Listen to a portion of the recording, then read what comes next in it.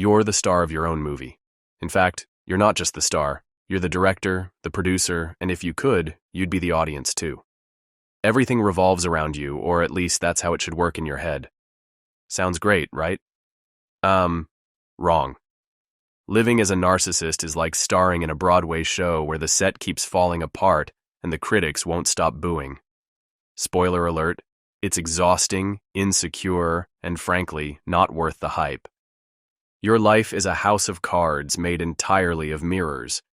Every piece reflects a perfect version of yourself, except it's all smoke and illusions.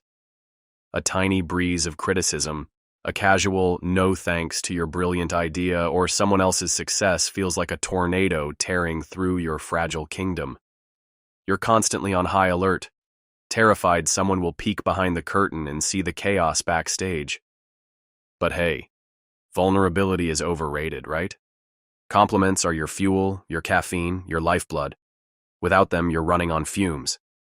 Every interaction becomes a fishing expedition, but not the fun kind with a boat and a cooler. You're dangling bait, hoping someone bites with, "Wow, you're amazing." But here's the kicker. No amount of praise ever feels like enough. You're basically a bottomless pit of need, and not even the world's nicest people can fill it. Relationships? Oh, those are a mess. On the outside, you're charming, magnetic, the life of the party. People flock to you thinking they've struck gold, but once they get close, the cracks start to show. You can't handle criticism. Even the gentlest, "Hey, maybe don't do that," feels like a slap in the face. Disagreements? Personal attacks, obviously. People either tiptoe around you like they're navigating a minefield, or they hit the eject button and bail. Either way, it's lonely at the top of the pedestal you've put yourself on. You need to be the center of attention, always. If someone else gets the spotlight, you feel like you've been shoved into the wings. Their achievements? Personal insults, clearly. You're constantly comparing yourself to everyone else, but your scale is hilariously broken. You're either way better than them or the absolute worst. There's no in-between. This mindset makes it impossible to genuinely celebrate anyone else's success, which, fun fact, makes people not want to celebrate yours. Despite your Oscar-worthy confidence, insecurity clings to you like glitter you can't wash off. Every decision, every word, every outfit is a defensive move to keep from feeling small. Even when you get the admiration you crave, you're haunted by a nagging voice. Do they really mean it? Or are they just being polite? The paranoia is real, and it's a full-time job keeping it under wraps. Control is your best friend and worst enemy.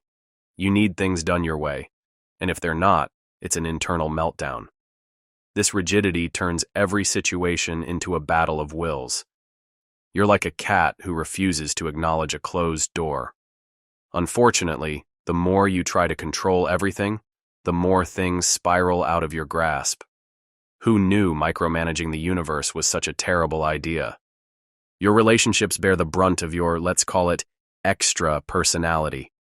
Romantic partners, friends, family members, they all get stuck in the orbit of your needs. You demand attention but rarely give it back. You expect loyalty and support but struggle to return the favor. Over time, people realize they're not in a relationship. They're in a one-person fan club. And when they eventually leave, you're left feeling betrayed. Betrayed, as if it wasn't your own behavior that drove them away. Your ego makes you an easy target for manipulators.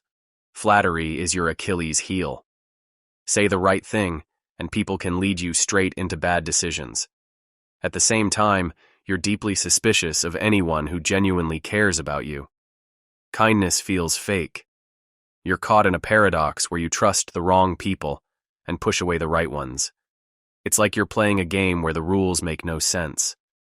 Love, empathy, compassion, those are tricky for you. You know the words, you get the concept, but feeling them, that's another story. Your emotions tend to skim the surface, which makes deep connections hard to come by. You might think you love someone, but it's usually tied to how they make you feel about yourself. The results are relationships that are more fragile than a cheap wine glass. Criticism is your kryptonite. Even the mildest suggestion that you could improve sends you into DEFCON 1. You get defensive, maybe even lash out, because how dare someone question your perfection? This makes it impossible to grow or learn from your mistakes. You're so busy guarding your ego that you miss the whole point of constructive feedback. It's like wearing noise-canceling headphones during a fire alarm. Your entire identity is built on competition. Every interaction, every achievement, every failure gets tallied on a mental scorecard. You're either winning or losing, and there's no middle ground. This constant measuring leaves you stressed out and unable to enjoy anything. Even your successes are tainted by the fear that someone else is doing better. Here's the kicker. You want to be perfect, but deep down, you know you're not.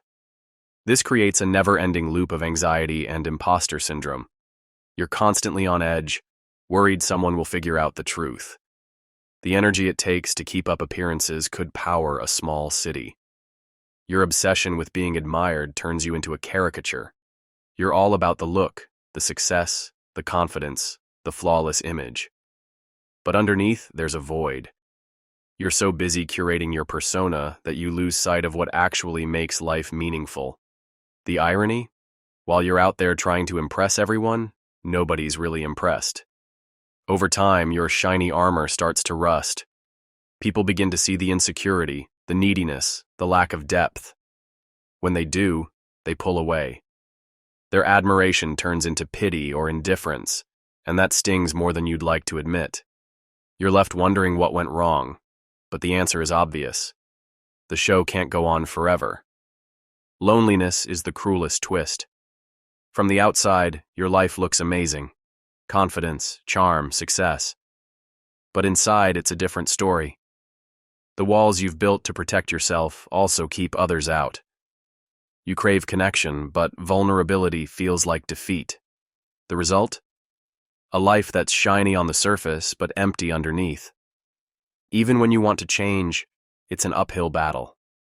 Admitting you're not perfect feels like ripping off a Band-Aid made of duct tape. Facing your flaws is painful. The journey to self-awareness is like hiking through a swamp in stilettos. It's long, messy, and requires more honesty than you're used to. But hey, nobody said growth was easy.